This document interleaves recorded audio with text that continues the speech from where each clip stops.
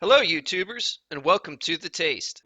And welcome to the ship review video for the Tier 4 Russian cruiser, the Svietlana. This ship review video will consist of some analysis up front, followed by some gameplay footage at the end of the video. If you're interested in checking out the ship review videos for the other Russian cruisers, please click the card at the top right corner of your screen now. This table shown here provides a comparison of the key statistics for the Svietlana against that of its Tier 4 and Tier 5 competition.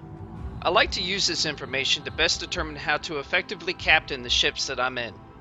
For example, what ammunition should be predominantly used? What range should I try to engage the enemy at? Can the ship take a hit?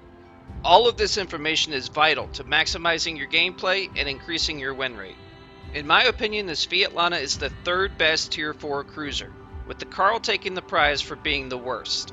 Let's look into why I have this opinion. The Svietlana boasts the most amount of hit points out of all the Tier 4 ships, and it's actually higher than the Tier 5 Königsberg. I do not have the exacts on the armor for the new Russian cruiser like I do for the Kuma, the Carl, and the Phoenix.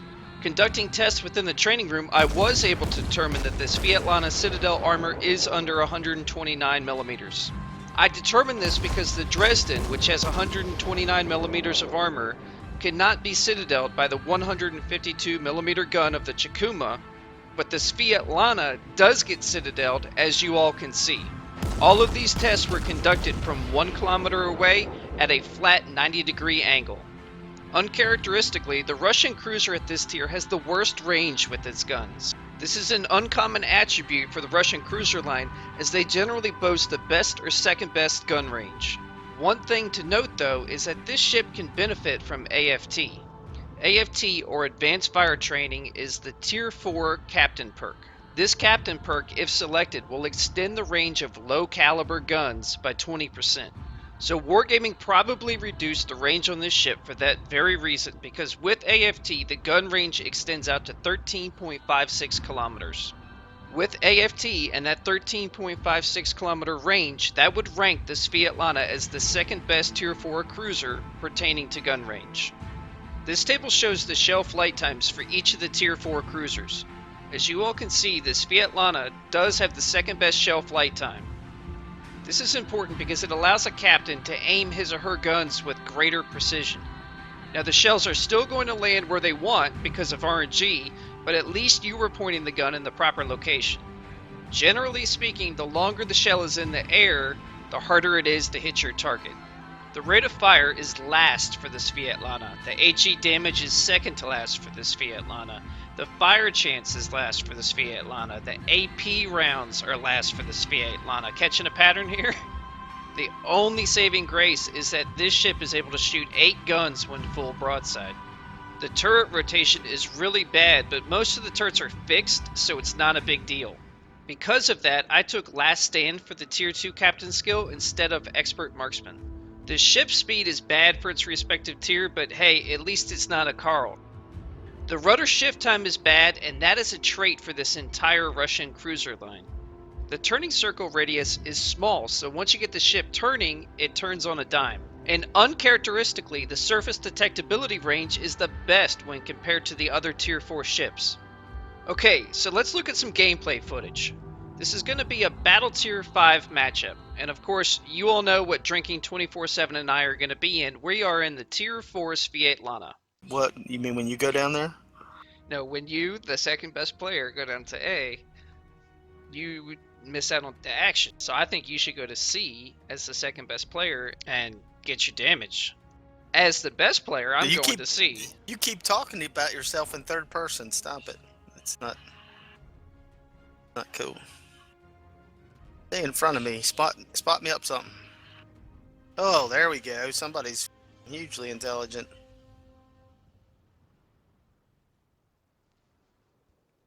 Now he just shot those shots. Wouldn't it be funny if you just saw like one of their ships die? That would be funny. Detonated. Yeah. You'd see hack. If I saw that, I'd start shooting my guns over there too. HE away. Give me some fires. Armor Mansk is heading into B. That's all right. I'll take the spots. We're gonna get spotted.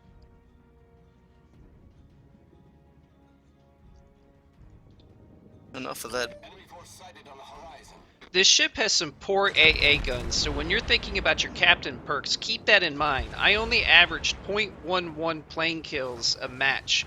In the Phoenix, I was averaging 1.1 plane kills per match. I've yet to shoot down a plane in this thing, man.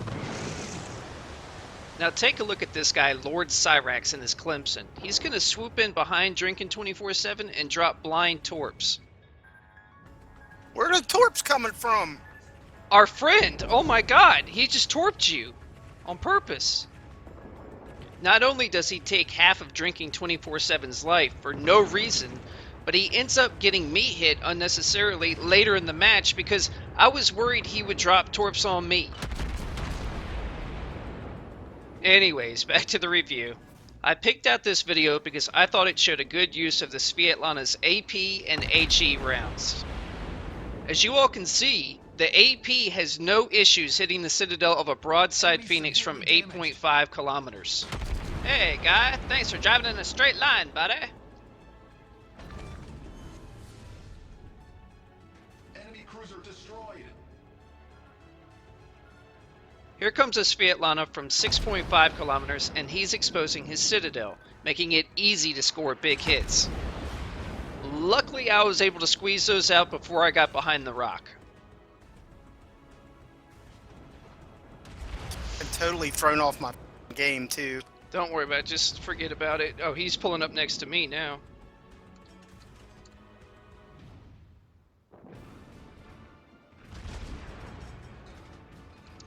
I'm cutting throttle so you can't torp me.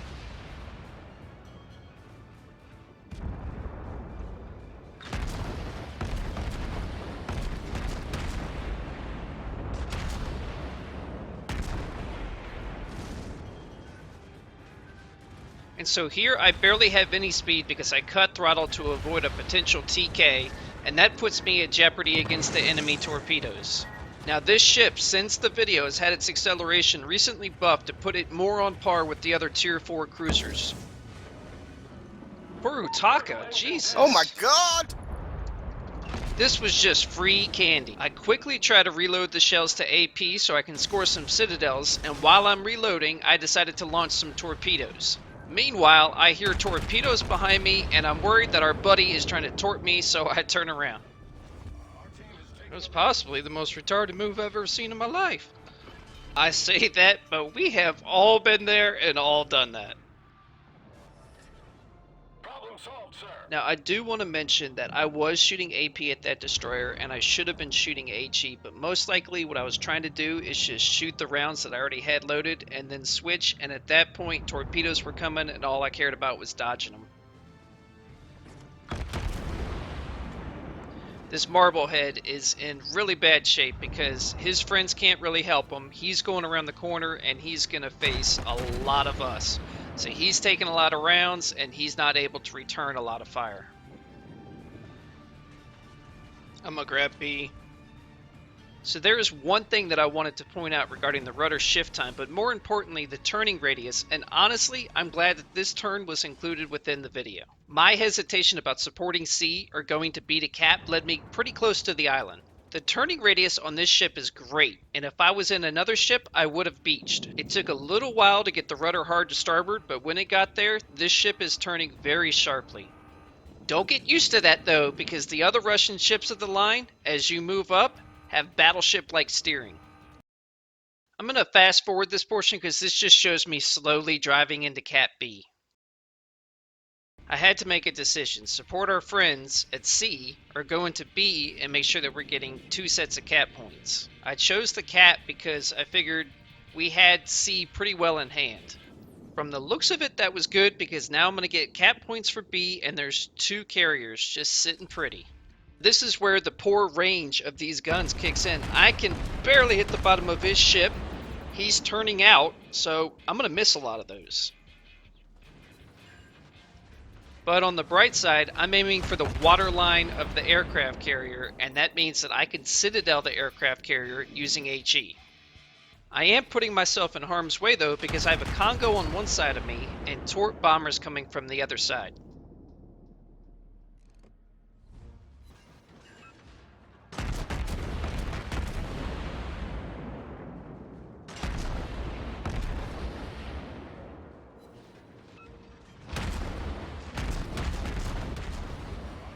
Now this carrier makes a fairly decent torp drop here. I basically am forced to take at least one. And because the AA on this ship is horrible, and I was in some tight space, there's nothing really I could do about that. So unfortunately now in this case, I am going to beach myself. Which is so frustrating because look what's in front of me. Problem solved, And sir. because the acceleration at the time of this video was so horrible, it takes me forever to get out of this position. Enemy aircraft carrier sunk. This is one of the major reasons why I hate going to this area with a cruiser. Again, I'm going to fast forward through this part because the only thing that happens is this Omaha torps the carrier. Afterwards, the footage is me redeploying over to the west side to try to get some action. So did you guys just see all that Russian speed going through the middle? This is an amazing ship. You can go like 1,000 knots. So with the Congo angled the way he is, HE is the only option at this point.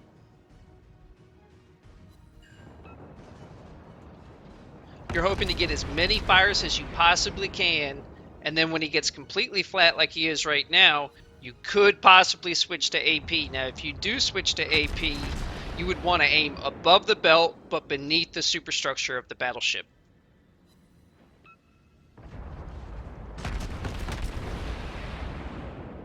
Oh no, he's looking at me. Turn, PD, turn. This next salvo is coming to me, man. I gotta get back in range.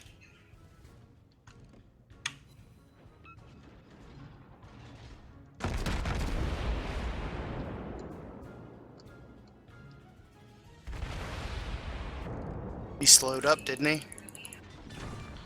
Did. Whew. Enemy battleship destroyed.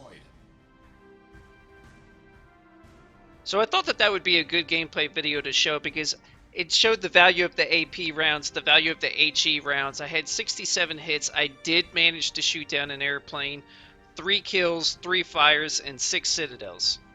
Now I came in second place on the team because the guy who came in first was just racking it up against those aircraft carriers while I was enjoying my time on the beach.